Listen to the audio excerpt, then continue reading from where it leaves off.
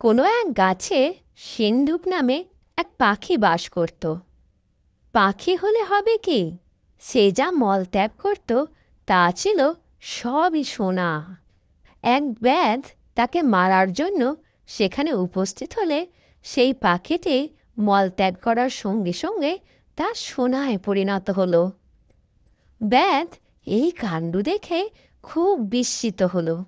সে ভাবল, শিকার করে করে আজ বৃদ্ধ হয়ে মৃত্যুর দিন গুনছি, কিন্তু এমন অবাক কাণ্ড কখনো দেখি নাই।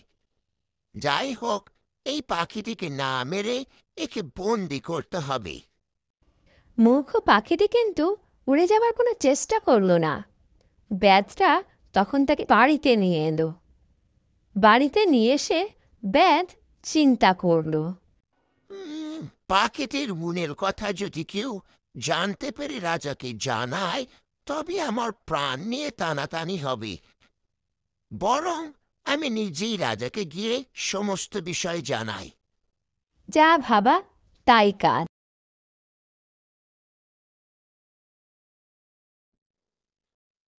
আগে মহারাজ, আমি এই পাখিটিকে শিকার করার জন্য যখন বনে যাই, তখন এই পাখিটি আমার সামনে মলত্যাগ করে। আর মলত্যাগ করার সাথে সাথে সেই মলগুলো সোনায় পরিণত হয়ে যায়। এটা দেখে আমি খুবই আশ্চর্য হই। আর তাই আমি এই পাখিটিকে আপনার কাছে নিয়ে এসেছি আপনাকে দেওয়ার জন্য।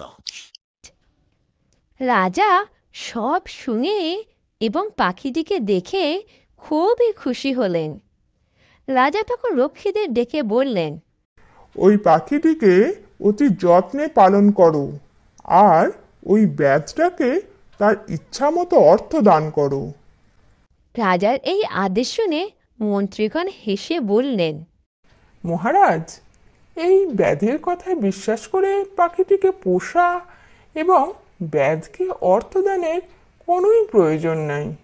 কারণ এ কথা কি কেউ কোনোদিন শুনেছে যে পাখির মল কখনো সোনায় পরিণত হয়?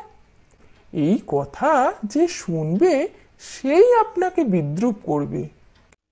রাজা চিন্তা করে দেখলেন কথাটা তো ঠিকই। তখন তিনি পাখিটাকে ছেড়ে দিতে আদেশ দিলেন। পাখিটা ছাড়া পেয়ে প্রাসাদের উঁচু স্থানে বসে মল ত্যাগ করলে দেখা গেল সবই সঙ্গে সঙ্গে শোনা হয়ে গেল। পাখিটা যাবার সময় বলে গেল, প্রথমে আমি মূর্খ, পরে ব্যাধ মূর্খ, এবং সবশেষে রাজাও মূর্খ। বন্ধুরা, আজ এই পর্যন্ত। আবার অন্য একটা গল্প নিয়ে ফিরে আসবো তোমাদের কাছে।